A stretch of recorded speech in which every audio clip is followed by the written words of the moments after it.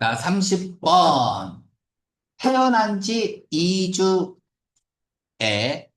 시간은 어떤 시간? when 이하라는 시간은 그들이 중요한 사회적 기간이 시작될 때에 이렇게 해서 시간, 장소, 방법, 거리, 중량, 방향 이런 것들은 문장 내에서 명사로 쓰였지만 부사의 역할을 할 수 있다 그랬죠? 그쵸? 이런 때에 울프는 냄새를 맡습니다. 울프 얘기를 하네요. 그러나 아직 볼 수 없고 들을 수 없대요. 아, 얘네들은 냄새는 맡지만 보지도 못하고 듣지도 못해. 개는 집에서 기르는 개는 domesticated 하면은 가축화된이란 뜻이죠. 볼 수 있다. 아이고, 볼 수 있습니다. 들을 수도 있고 냄새도 맡을 수 있대요. 2주가 끝날 무렵에. 그러면 이 둘은 무슨 관계예요? 반대말이죠.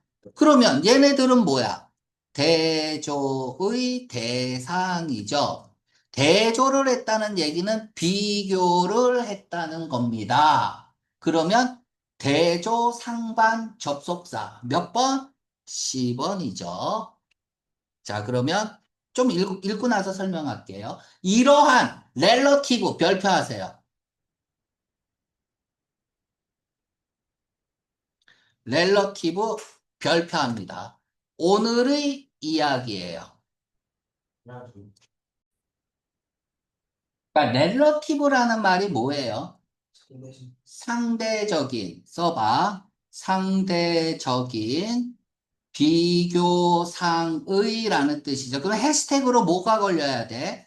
compare, A to B가 걸려야죠. compare가 해시태그에 걸려야 돼. 됐죠? 그러면 상대적이다, 비교적이다라는 얘기는 뭡니까? 어떤 기준에 따라 달라지는 거야. 그러면 우리 이런 문제 많이 풀죠? 어떤 문제냐 하면은 인구를 비교해라.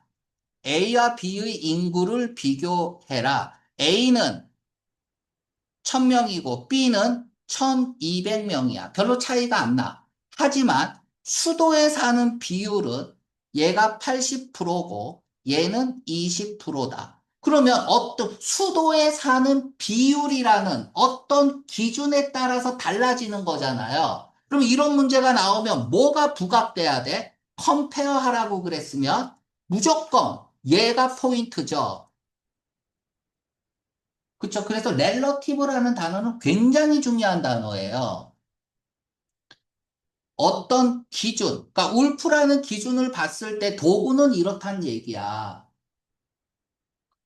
그러니까 어떤 기준에 따라 다르게 느껴지는 것. 그때 쓰는 게 렐러티브입니다. 이해 가죠? 그러니까 단순히 A는 인구가 1000명이고 B는 1200명이다가 렐러티브가 아니야. 이거는 단순 비교고 어떤 기준이 적용되었을 때 달라지는 거를 쓸 때 그때 쓰는 게 렐러티브라는 얘기입니다. 예를 들면 beauty is relative. 그렇죠? 사람마다 다 기준이 다르잖아요. 그 기준에 따라서 달라지는 거. 자, 이러한 상대적인 어떤 기준에 따라 달라지는, 됐죠? 해시태그 잘 걸었죠? 렐러티브는 이제는 어떻게 읽어야 돼? 상대적인이 아니야. 어떤 기준에 따라 달라지는이라고 읽을 수 있어야 됩니다. 됐나요? 음.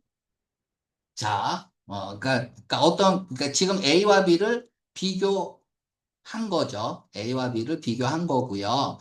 이 센서리 감각 인풋에 대한 상대적인 부족은 돕습니다. 설명하는 것을. 왜 울프가 상대적으로 부족한 게 울프잖아요. 행동하는가? 그렇게 다르게 행동하는가? 사람 주변에서 걔보다 지금 뭐 하고 있어? 비교하고 있죠. 렐러티브 나왔으니까 비교해야죠. 왜? 해시태그로 컴페어가 걸리니까. 뭐로부터? 매우 어린 나이부터. 울프는 더 wary, cautious죠. 경계하는. 좀 떨어져서 경계하는 거야. 그래서 신중한의 동의어로도 나오죠. 덜 explore, 탐구하고 탐사하고 investigative 한다는 얘기입니다. 자, 그러면 지금 개하고 늑대를 대조하고 있으니까 10번 대조 상반 연결사라고 쓰세요. 대조 상반 연결사. 그러면 대조한다라는 얘기는 뭐야? 비교 대상이 있다는 얘기입니다. 상반이라는 얘기는 뭐야? 반대 내용이라는 거죠. 비교 대상이 있으면서 반대 내용을 쓰고 싶을 때는 대조 상반 연결사를 쓰면 됩니다. by contrast. 대조적으로, 그러니까 두 상황이나 성질을 비교해서 차이점을 강조할 때 쓰이는 거죠. 차이점 강조. 또 뭐가 있냐면 in contrast도 있죠. 보통은 이제 여기에 to 다음에 대조 대상, 대조 대상이 이제 생략이 되는 경우도 있죠. 이럴 때는 in contrast 보자마자 위에서 얘기한, 우리 문제 풀었잖아. 차이나 얘기하고 in contrast 다음에 블랭크 나오면 차이나하고 비교한 내용이 나와야 되잖아. 그래프 문제에서. 그치? 그래서 얘는 뒤에 오는 내용과 비교 대상 간의 어떤 대조를 더욱 구체적으로 나타내고 싶을 때 쓰는 거예요. in contrast. 그다음 under contrary. 그와 반대로. 그러니까 앞에서 언급한 사실이나 의견에 반대되는 것을 강조할 때 쓰는 거죠. 그러니까 under contrary는 누군가의 생각이나 진술, 말에 반박할 때 주로 많이 사용하게 되는 거야. 그러니까 이런 뉘앙스들을 알고 있으면 좋죠. 또 대조 상반이 뭐야? on the other hand가 있죠.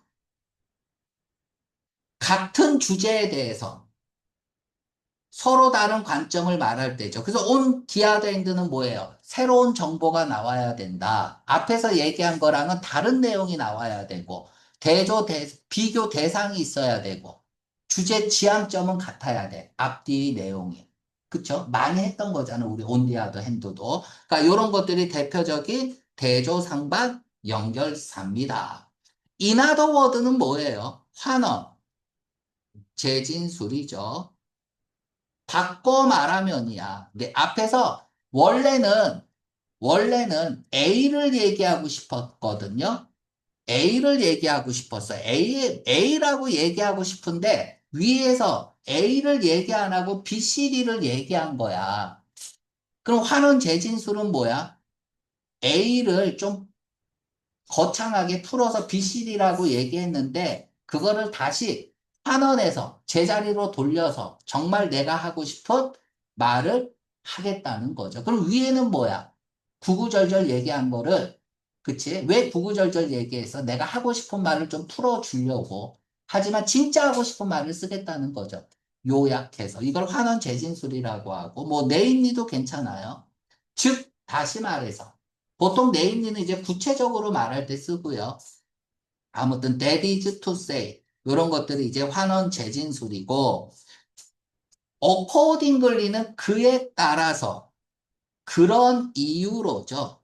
그래서 시험 문제 이것도 잘 나오잖아요.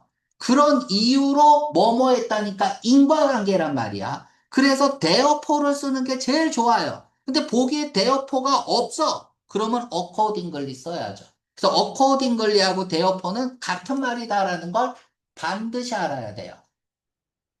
분명히 이것도 우리 특강할 때 했잖아요. therefore가 들어가는 게 제일 좋거든.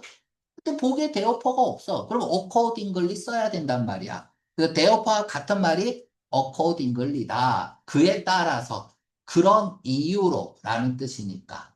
그치?